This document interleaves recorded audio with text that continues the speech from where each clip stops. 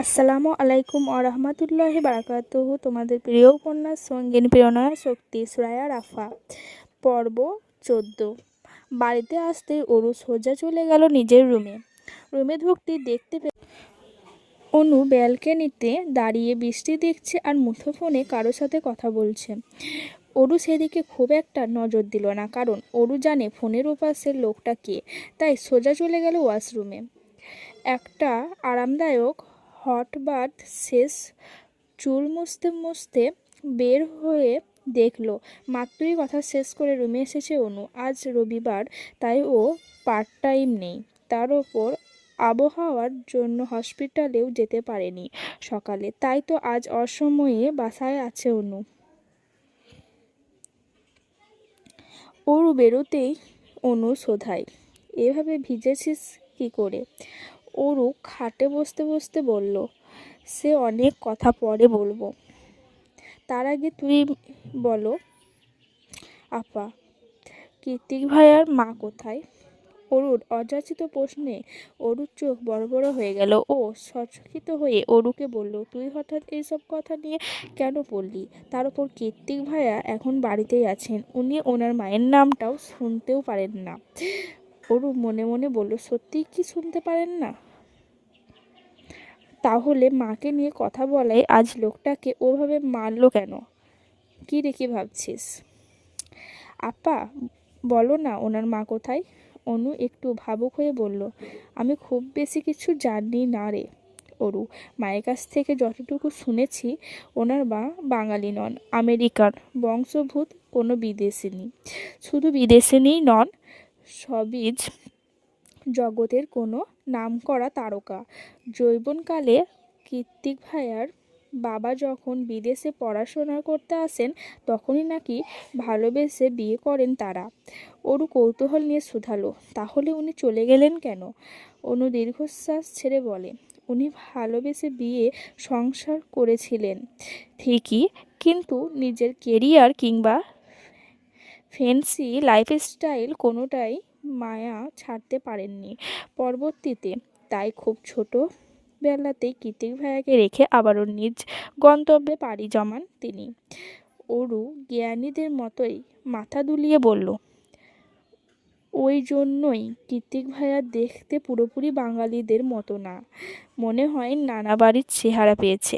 অনু ঠোঁট উল্টে বলল, হবে হয়তো, কিন্তু তুই হঠাৎ এসব নিয়ে পড়লি কেন? তৎক্ষণে বিড়াল ছানা দোরা এসে অরুর পায়ের কাছে লেজ নাড়ছে। অরু দোরাকে কোলে নিয়ে রুম থেকে বেরিয়ে যেতে যেতে বলল, তুই থাক, আমি একটু আসি। আরে কোথায় যাচ্ছিস? চুল থেকে পানি ঝরছে তো, আয় মুছে দি, ঠান্ডা লেগে যাবে তো। পেছন থেকে হাঁক পেয়ে যাচ্ছে অনু, তবুও অরু আর তাতে কান দিল না। দ্রুত পায়ে এগিয়ে গেল সামনের দিকে। তোরাকে কোলে নিয়েই হলরুমে এলো অরু, কিন্তু যখন দেখলো হলরুমে কাউচের ওপর কৃতিক বসে আছে, তৎক্ষণাৎ দোরাকে কোল থেকে নামিয়ে অন্যদিকে ভাগিয়ে দিল। দোরাকে বিদায় করতে করতে অরু খেয়াল করলো ফার্স্ট এড বক্স নিয়ে নিজের হাতের দিকে তাকিয়ে চুপচাপ বসে আছে কৃতিক। দেখে মনে হচ্ছে একটু আগেই শাওয়ার নিয়েছে। পরনে বলু হোয়াইট কম্বিনেশনের টি শার্ট আর 3/4, মাথার স্টাইলিশ চুলগুলো এলোমেলো হয়ে কপালে লেপ্টে আছে। একটু আগে আপার বলা কাহিনী আর কৃতিকের ক্ষতযুক্ত হাত দেখে কথাই যেন বড্ড মায়া হলো অরুর। কেন যেন হুট করেই মনে হলো কৃতিকের এমন বেপরোয়া রাগচটা আর খামখেয়ালি স্বভাবগুলো নিতান্তই স্বাভাবিক। অনেকক্ষণ ধরে অরুকে তাকিয়ে থাকতে দেখে নিজের গলায় ঝোলানো তোয়ালেটা ওর মুখের ওপর ছুঁড়ে মারল কৃতিক। ভুরু কুঞ্চিত করে প্রশ্ন করলো, এভাবে তাকিয়ে আছিস কেন? আমার কি রূপ বেরিয়েছে? অরু মুখের ওপর থেকে তোয়ালেটা সরিয়ে কয়েক কদম এগিয়ে গিয়ে কৃতিকের পাশে বসে হাত বাড়িয়ে বলল, দিন, আমি ওষুধ লাগিয়ে ব্যান্ডেজ করে দিচ্ছি। তোর অনেক সাহস বেড়ে গিয়েছে অরু, আজকাল আমাকে ভয় পাস না দেখি। তা বলতে পারেন, কীর্তিকে যা বলার ইচ্ছে হয় তাই বলতে দিয়ে নিজের ছোট ছোট হাত দিয়ে ওর পুরুষালী হাতটাকে ধীরে ধীরে সফেদ রঙের ব্যান্ডেজ মুড়িয়ে দিতে দিতে ব্যস্ত হয়ে পড়ল অরু। পশ্চিমা আকাশে সূর্য অস্ত যাচ্ছে ধীরে ধীরে, গোধূলি আকাশ সিঁদুর রাঙা হয়ে আছে। গর্জে ওঠা সাগরের উতাল ঢেউ আর শঙ্খচিলের চিউ চিউ গলা ফাটানো আওয়াজ ভেসে আসছে ক্ষণে ক্ষণে। খানিক বাদে বাদে এলোমেলো বাতাসে বালুস্থির সাগর কোণ ভিজে যাচ্ছে ছলাৎ ঢেউয়ের পানিতে। মাঝের মধ্যে সেই পানি পাড় ছাপিয়ে এসে আছড়ে পড়ছে মোমের মতো ফর্সা দুপায়ে। পায়ের সাথে সাথে চিকচিকিয়ে বালুতে ভরে যাচ্ছে সুন্দর কারুকাজ করা রূপোলি নূপুরগুলা। অনু সাগরের কোল ঘেঁষে নরম বালুতে দ আকারে বসে খুঁটিয়ে খুঁটিয়ে হাত দিয়ে ভেজা নূপুরটা নাড়াচ্ছে। সেই কখন থেকে এতক্ষণ একাই বসেছিল, তবে একটু আগে ওর পাশ ঘেঁষে বসে পড়ে প্রত্যয়। হাতে দুটো বাবল টি এর জার। একটা বাবল টিতে স্ট্র ঢুকিয়ে অনুর দিকে এগিয়ে দিতে দিতে প্রত্যয় বলে, এখানকার বাবল টি অনেক ফেমাস, স্টেট ইট। অনু হাত বাড়িয়ে সেটা গ্রহণ করে নিঃশব্দে একটা সিপ নেয়। আলসলেই মজার চাটা, কিন্তু এত বড় জারে চা কে খায় ভাবছে অরু।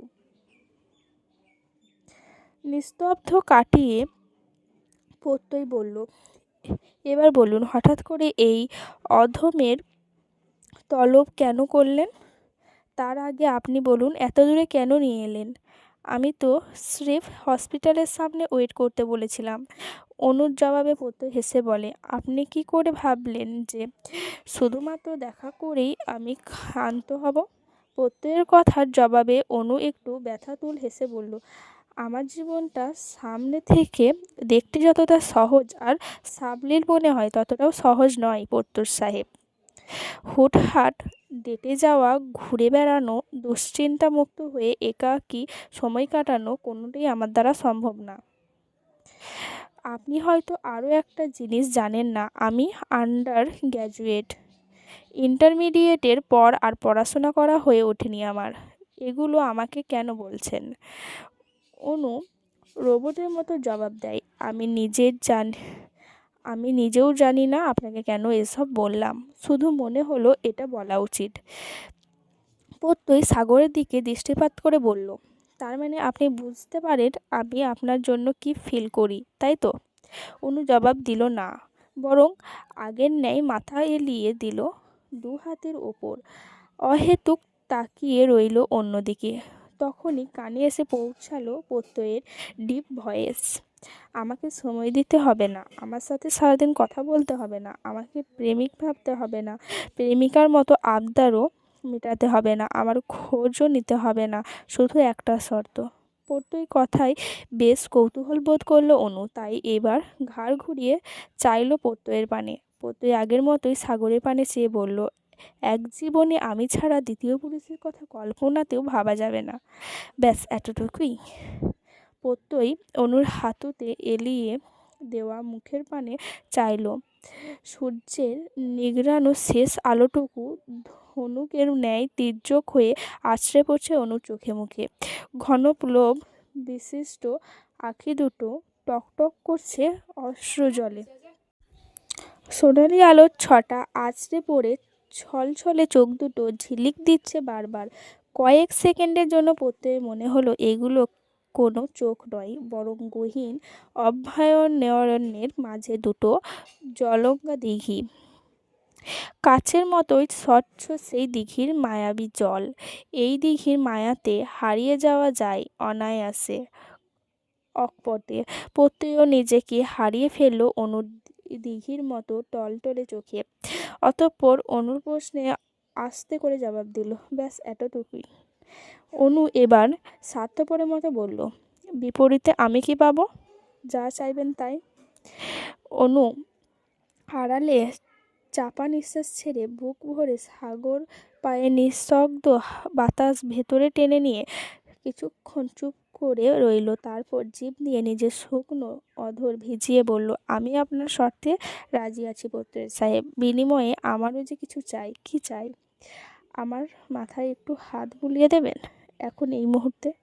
অনু মুখশ্রী জুড়ে অসহায়ত্বের ছাপ স্পষ্ট।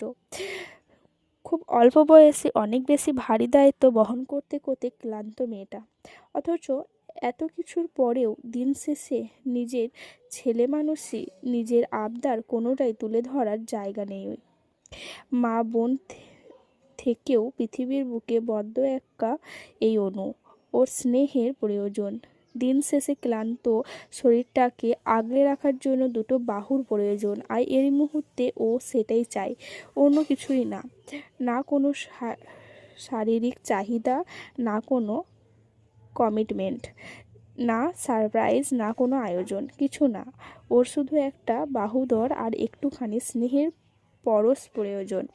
আশ্চর্যজনক হলেও প্রত্যয় আকপটে তা দিয়ে সায় জানালো। ততক্ষণে ওর নিজ মাথা দুলিয়ে অনুকে নিজের বাহুদরে আবদ্ধ করে নিল সে। পরম আবেশে একা হাত বুলিয়ে দিল অনুর মাথায়, আর তারপর আরও খানিকটা গভীরভাবে ছুঁয়ে দিল ওর ছোট্ট কপালটাকে। কপালের মাঝে বরাবর একটা উষ্ণ আর গভীর চুমু এঁকে দিয়ে তবেই ক্ষান্ত হলো প্রত্যয়। তখনও সাগরের ঢেউয়ের তালে তাল মিলিয়ে বাড়ছিল অনুর কান্নার গতিবেগ।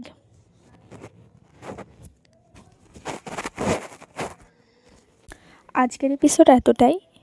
পরবর্তী এপিসোড পেতে হলে কমেন্ট করুন। আর এই উপন্যাসের পরে আমরা কী উপন্যাস পড়ব সেটাও কমেন্টে বলুন।